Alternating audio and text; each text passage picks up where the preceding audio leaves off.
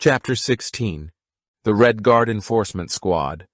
A Struggle for Power in Chaos, 1974-1976. The so-called education that I experienced during the same 10-year period of the Cultural Revolution, spanning from elementary to high school, was marked by confusion amidst a volatile political climate. Schools lacked genuine principles. Those in authority were members of the workers' propaganda team sent by Chairman Mao from local factories. These individuals were uneducated workers, suddenly placed in leadership positions that required knowledge they lacked. Any teachers who tried to stress the importance of education risked political ostracism by the workers' propaganda team, or worse, would face removal. While these occurrences had dwindled when I started high school, the atmosphere was still tumultuous. Teachers were perpetually anxious and insecure. Prompting students to engage in studies was seen as politically perilous. The government's dominant propaganda insisted that revolution was an everlasting endeavor, relegating academic education to a lesser, if not entirely ineffective, role. Consequently, students lacked a definite reason for being in school and did not grasp the importance of education. Both teachers and students attended daily, not to acquire knowledge, but because the Communist Party required their participation to uphold control. In truth, education was a sham. Teachers struggled to deliver effective lessons. Each classroom was filled with troublemakers, encouraged by a cultural atmosphere that vilified intellectuals. These students realized that teachers lacked the power to enforce discipline. It was not unusual for students to verbally insult or even physically attack teachers, who were too fearful to discipline, much less retaliate. The Red Guards had previously attacked and humiliated educators with the support of Chairman Mao during the early days of the Cultural Revolution. That legacy had become deeply embedded in our reality. The environment during my 10 years in elementary and high school was such that it was nearly impossible for any student to truly concentrate on learning. Most teachers didn't engage in actual teaching. They just went through the motions to get by. Throughout elementary school, I frequently wished to hear my teachers. However, every attempt was thwarted by a few disruptive classmates, whose flagrant disregard for classroom rules left me feeling frustrated and powerless. My Chinese or English teachers often stood at the front of the class, confronting sheer chaos students yelling, playing, tossing objects, and completely ignoring the lesson. Despite their sincere efforts, restoring order proved to be a challenge. In those moments of hopelessness, they would eventually notice me, the only student sitting quietly, attentively watching.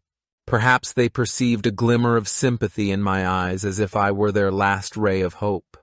In those instances, much like a tired wanderer discovering an oasis in the desert, the teacher would unexpectedly address the class, yet was genuinely speaking to me.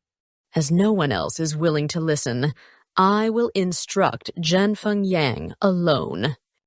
Witnessing the teacher's despair sometimes almost brought tears to my eyes. At that moment, I knew no other way to support them than by attentively listening to their lessons. Certain teachers would come to my desk, ignoring the rest of the class to concentrate only on me. By the time I reached high school, things had worsened. We were no longer children. We were teenagers. We had become stronger, more assertive, more thoughtful, and more defiant. The disorder had intensified into violence, leaving teachers with even less authority over us. Soon after I began high school, I became aware of a well-known character in my class, a delinquent named Wei Guoping.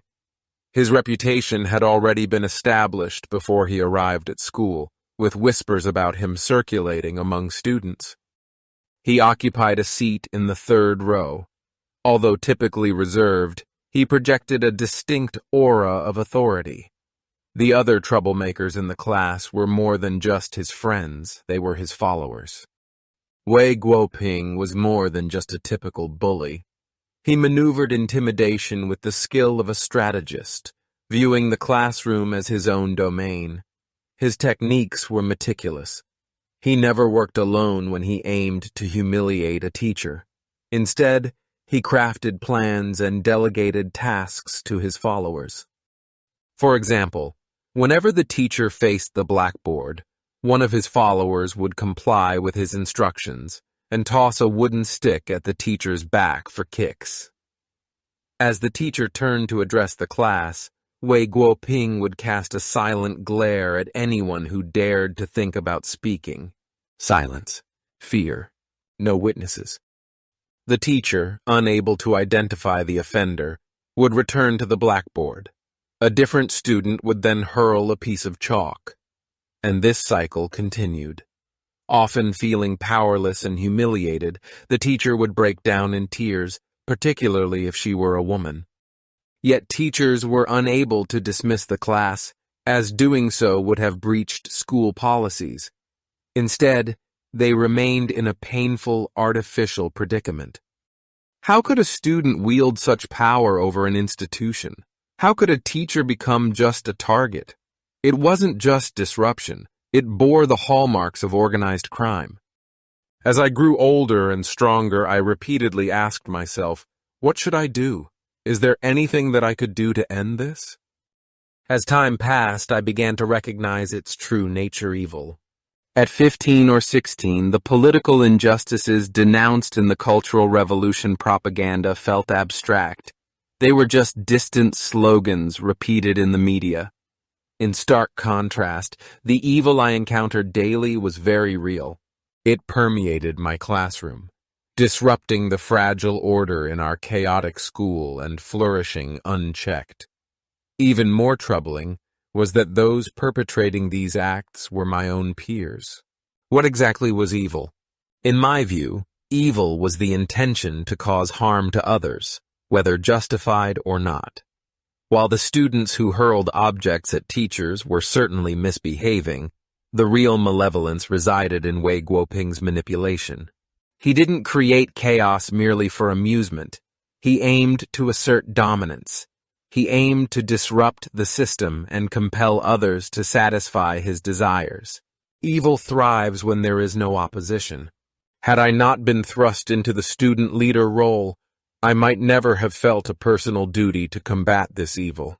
However, in my position as a leader, I couldn't overlook it, and I couldn't take it anymore. I knew I had to act. As my mindset evolved, so did my physical strength. Or just as much the other way around. I had been training in long-distance running since elementary school, participating in various track and field events like the high jump, long jump, and shot put. Yet, the experience of joining the school basketball team truly transformed me. Basketball requires physicality, constant collisions, fierce competition, endurance tests, and an unwavering drive to succeed. These challenges offered me a new understanding of strength. To combat evil and its destructive effects, one must wield an even greater force. Every action yields some unforeseen results. The physical strength I initially pursued as a boy, motivated by my friend Leng, slowly became the cornerstone of my bravery. All forms of bullying and malice, if left unchecked, eventually escalate into violence. The only way to counter that violence is with an even greater force. From my time on the basketball court, I came to a realization. In other scenarios, I might have felt intimidated by the delinquent students. They could be truly frightening, volatile, aggressive, and prone to violence without provocation. Most people steered clear of them at any cost. However, physical contact was an accepted aspect of the game on the basketball court. If someone were to punch me, the only distinction would be whether the setting was a basketball game or a boxing match. Once I reached that mindset, hesitation vanished. If they initiated the attack, I would respond fearlessly. Furthermore, I uncovered a hidden reality. Those infamous gangsters, the ones dreaded by all, were just as cowardly as anyone else. They, too, feared pain and death. If you didn't fear them, demonstrating a readiness to fight to the end, they would fear you in return. Once I discovered this secret, I determined to seize every chance to teach all these bullies and troublemakers a lesson. I cautioned them that the basketball court wasn't a place for their bullying antics. In my presence, they would not behave carelessly. As a result, even the most intimidating and powerful bullies, those who had previously ruled the court without opposition, began to hold back when I was near. My reputation as a bold guardian of discipline grew rapidly. I was already recognized as a Red Guards leader, a title bestowed upon me by my teachers. Yet I had become something even greater. I took the initiative to intervene during class. I began addressing students who disrupted lessons and confronted bullies directly, particularly those who targeted female teachers and classmates. At first, Wei Guoping thought that someone like me, a Red Guards leader, wouldn't physically confront him. He and his group executed various assaults, physical or non-physical, against me. Yet, when I stood my ground and defended myself, Wei and his associates found they could not match my strength and determination. Soon enough, they were overwhelmed. One challenge I faced was another Ping Fang Yaping. He was independent and not part of Wei's group, distinguished by his remarkable athleticism and skills, especially in running and jumping. We trained together on our school's basketball and track and field teams. Fang was passionate and direct, typically fitting in well with us, the Red Guards. Yet, he was as erratic as a headless fly one moment laughing and playing basketball with us, the next diving into a gang fight just for the excitement. Despite numerous warnings, Fang acted recklessly, reminiscent of Lu Bu from ancient Chinese history, powerful in battle yet completely unreliable in loyalty. I often clashed with him on the basketball court, engaging in minor confrontations that challenged our strength against one another. Ultimately, I succeeded in winning him over. Consequently, the classroom disruptions caused by Wei and his group significantly diminished. Unhappy with this change in dynamics, Wei Guoping, always the strategist, became increasingly frustrated. One day, during an unusual moment of honesty, he declared loudly in our classroom, "Don't be deceived by Zhenfeng Yang's appearance as the principled Red Guards leader. In reality, he's even more corrupt than I. He's always aware of my every move. Just consider if he weren't also a villain, how could he know all my strategies?" Even after 50 years, those words linger in my mind. At just 16, he profoundly understood human nature. What an extraordinary villain. In many respects, I was emulating Li Xiaoming. My goal was to be a valuable member of society, someone who could have a positive impact on the world. Then, unexpected developments occurred. I started to attract followers. Our class's Red Guards group expanded. Under my guidance, what had formerly been a small unit transformed into a substantial force of 10 male students. Some classmates even attempted to bribe me with books or offers to attend music recording sessions, as they realized that I was intensely dedicated to enhancing my flute skills as well, hoping to gain protection from bullies in class. One day, during recess, Li Boxian, a classmate, unexpectedly approached me. "I have some books at home. Would you like to read them?" I was taken aback. Li Boxian was introverted and quiet, seldom speaking to me or anyone else in our class. He sat in the front row while I occupied the last. Moreover, at one time he was a follower of Wei. We came from different worlds. While he spoke, he looked around warily, as if he were checking for anyone listening in. His secretive behavior piqued my interest. Nearly everyone at school knew of my unquenchable passion for books, but what drew him to me, and why at this moment? I nodded in understanding. After school, I trailed Li Boxian back to his home. His home, situated at the edge of a nearby food market, was poorly lit, and the air was heavy with the aromas of oil, raw meat, and moist earth. He guided me to a shadowy nook where a structure stood, somewhere between a fireplace and a cellar. Then, he shifted a couple of sealed bricks and reached within. What he retrieved took me by surprise. A pile of dusty books with age-darkened covers and delicate pages inscribed in traditional vertical script. These weren't merely forbidden books, but remnants of the Four Olds that should have been burned, buried, or cast into the Yangtze River long ago. Yet Li Boxian, or his parents, had concealed them underground, as if they were sacred relics from a vanished world. Several titles caught my attention. The Story of Fang Qing, Shui Rengui Conquers the East, Shedingshan Conquers the West, The Tale of Yu Fei, and The Investiture of the Gods. These ancient legends tell of warriors, emperors, and hidden betrayals, tales that were now forbidden to read. At that moment, I understood why Li was so secretive at school. This wasn't just a book trade. It was dangerous. The transformative novels I had been exploring, titles like Red Crag and The Song of Youth, were labeled as poisonous weeds. Yet they focused on the communist movement. These books, in contrast, were archaic and feudal, embodying the Four Olds in literature. If found, they could spell serious trouble, not just for Li, but for his whole family. Curious, I looked at him and asked, "Why are you lending these to me?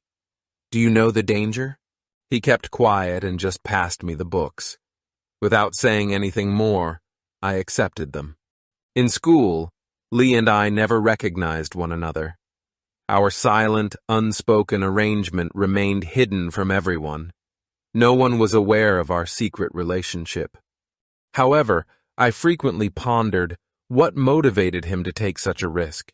Did he have that much faith in me? Was he aware I was a Red Guards leader, someone who should have been destroying the Four Olds like his books, rather than secretly enjoying them? If I exposed him, he wouldn't just be in trouble. His parents would suffer too. One afternoon, Li Boxian motioned for me to join him after class. I assumed he was going to lend me another book. As we walked for a bit, Li hesitated, gradually slowing down until he came to a complete stop. He looked around nervously, then leaned closer and spoke softly, almost sheepishly. Hey, old Yang. Next time someone bothers me, you'll help me fight back, right? His words took me aback. "Who's picking on you?" I asked, puzzled. He hesitated to respond. Instead, he looked at the ground, shifting awkwardly before murmuring, I'll tell you when it happens. Just promise you'll help me. At that moment, it hit me. Li required protection. From whom? Wei Guoping? I nodded slowly, realizing I was being perceived as a mafia boss by others. My reputation as a fighter quickly spread, and even school administrators sought ways to utilize my unique talents. However, the real challenge of my newfound status was still ahead. One afternoon, Old Meng, a key leader from the workers' propaganda team, who managed our grade, and my homeroom teacher, Mr. Xiao, called me for an official meeting. They seemed to be very serious when we met. Zhenfeng Yang, Old Meng began solemnly. the district and the school party committee have an important task for you. It was 1974, my second year in high school. He paused, weighing each word carefully. A new student will be joining your class tomorrow, but he was not just any student. Old Meng paused, looked even more serious. This boy is among the most infamous troublemakers in Huangpu District. No school is willing to accept him. He has frequently been in and out of police custody. 3 times in and out, they claim. He stopped again, observing my response. Mr. Xiao looked nearly regretful. His last incident, Old Meng continued. Nearly killed a classmate. In a heated argument, without hesitation, he picked up a metal pipe and smashed it over the other boy's head. The injury was severe, a concussion that nearly proved fatal. I felt a chill crawl up my spine. The authorities are uncertain, He sighed. At 15, he's too young for permanent confinement, but too risky to be unsupervised. After much discussion, the district and school leadership have decided. He paused for effect, leaning closer to me. He'll be placed in your Class 7, as your desk mate. My breath caught. And you, little Yang. Old Meng exclaimed with sudden enthusiasm, as though proclaiming a triumphant victory. You have received a crucial and honorable mission to guide, assist, and teach him. He clapped my shoulder proudly as if bestowing a great honor. Little Yang, we believe in you. The party trusts you. You can do it. It felt as though I had won the lottery, but in reverse. At age 15, party leaders deemed me trustworthy enough to sit beside Huangpu District's most notorious delinquent, a boy known for his violence, aggression, and killer instinct. I wanted to object. Our class has finally found stability, and now we're being thrown into disorder once more. However, seeing Old Meng's hopeful gaze and Mr. Xiao's anxious, silent request, I realized I had no option but to comply. With reluctance, I gave a slight nod. At that moment, our Class 7 had already had Wei Guoping, the silent manipulator, skillfully pulling the strings behind the scenes, and Fang Yaping, the wild, unpredictable powerhouse, forever poised for chaos. And now, the third one, Jiang Guoping, the most merciless juvenile delinquent in our district. With these three pings, in Chinese, ping meaning peace, in one class, achieving peace seemed nearly impossible. Our basketball team heavily shaped the subsequent events. At that time, our Class 7 was celebrated as a basketball powerhouse. We proudly boasted 3-star players on the school's team, a towering center, nicknamed Longlegs, an agile forward, nicknamed Old Cow, and I, positioned as a guard. With the support of our school basketball team, Class 7 excelled on the court, frequently outlasting all other classes. This athletic prowess and my growing reputation as a fighter transformed our class into more than just a collection of students. We became known as the most formidable force in school. So it was not coincidental that district and school leaders selected Class 7 to welcome this notoriously troublesome new student. They no longer viewed us as typical high schoolers. Instead, we became enforcers. Unknowingly, we became fighters in a novel battle not only on the basketball court, but throughout the entire school. After Ms. Shen, our first high school homeroom teacher, departed, Mr. Xiao stepped in. He was unlike any teacher I had met before, tall, square-faced, and righteous, yet exuding an air of mystery. Originally from Indonesia, he was an overseas Chinese who had endured severe criticism during the early years of the Cultural Revolution. His foreign accent made it difficult for him to communicate in the Shanghai dialect, and even his Mandarin revealed hints of his overseas roots. However, when he spoke, his voice carried a potent strength. Though his past had made him feel alienated and sidelined, there was a spark in his eyes, common sense, and sharp awareness. One day I had a private discussion with Mr. Xiao about the ongoing chaos in our class. Despite all the turmoil, he always seemed unfazed, his composure never wavering. How did he do it? Intrigued, I eventually inquired, "Teacher Xiao, what's your secret to remaining so calm consistently? It seems like nothing ever disturbs you. Honestly, I believe you would make a great leader for the school." He tilted his head back and laughed joyfully. "Ha ha ha! I'm too old for that. You see, I belong to the Xiaoyao sect. I don't get involved in politics. I couldn't tell if he was mocking my naivety or deflecting my question. Regardless, I grasped his message. During that time, individuals like Mr. Xiao, referred to as patriotic overseas Chinese, were never trusted and given actual power. While they weren't classified as counter-revolutionaries, they also fell short of being acknowledged as genuine revolutionaries.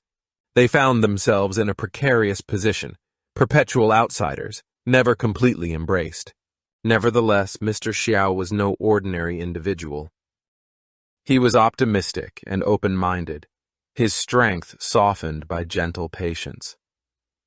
We students, including us Red Guards, affectionately referred to him as Old Xiao, a nickname given with deep respect and fondness rarely extended to teachers during those chaotic times. After enduring months of exhausting conflicts with troublemakers in the classroom, a breakthrough occurred during a Red Guards meeting. Mr. Xiao, who had watched everything unfold quietly from the sidelines, stood up and spoke with calm yet firm authority. I've tallied the numbers. Our class includes 10 male Red Guards, but Zhenfeng Yang has managed the disruptive students alone so far. This situation cannot continue indefinitely. Everyone needs to step up to assist him. We can't allow this weight to rest solely on his shoulders. At times, working together is essential. His words carried weight. He was aware that the school leadership held me in high regard, and he recognized my deep respect for him. Despite being marginalized by the school administration for a long time, Mr. Xiao identified it as an opportunity. By backing me, he could contribute to restoring order in the classroom. This aspiration extended beyond his own desires. It mirrored the hopes of every student longing for stability and every teacher striving to regain control in their classroom. I grasped Mr. Xiao's objectives.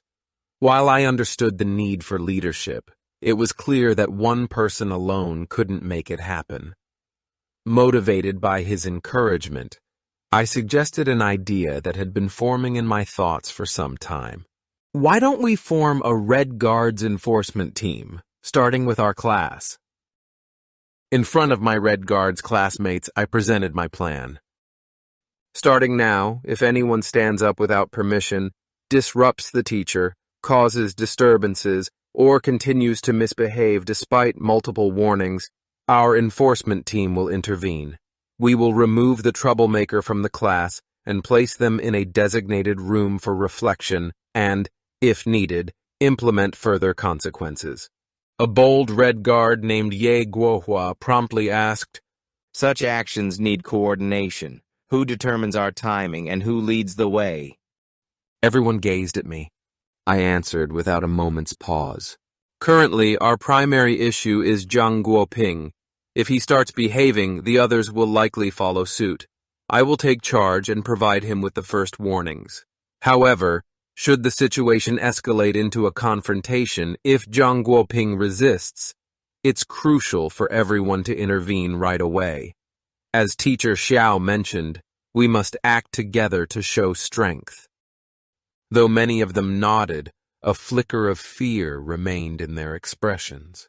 Most were sincere and reserved students, unaccustomed to facing off against violent troublemakers such as Zhang Guoping, the most infamous delinquent in the district.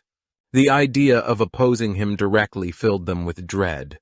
They cast anxious looks at one another, uncertain if they possessed the bravery to support me. Noticing their fear, Mr. Xiao reassured them. Don't worry.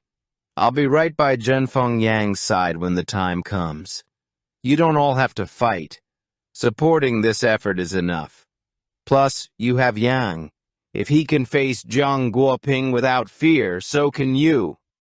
He stated firmly, Remember, we have the numbers, and we're here to restore order in the classroom. Without discipline, you won't receive a proper education. Be brave. His words uplifted the whole team's spirits. Bolstered by his encouragement, I addressed the issue once more. I'll notify the school leadership. This matter extends beyond our class. It's about reinstating order throughout the school. We must not let troublemakers and bullies dominate our campus. The administration assigned Zhang Guoping here in our class, so I'm confident they'll support us in managing him. After the meeting, I went straight to Old Ming and Secretary Hong. They listened attentively and raised no objections, implying their approval. Thus, the Red Guards enforcement team of Class 7 was officially formed. I couldn't help but notice the irony. Shanghai 6th High had once fervently embraced Chairman Mao's call in 1967 to dismantle discipline and authority. Yet, by 1974, we, the school's own Red Guards, had willingly stepped up to restore the discipline we had once dismantled. Our first mission? Dealing with none other than my deskmate Zhang Guoping,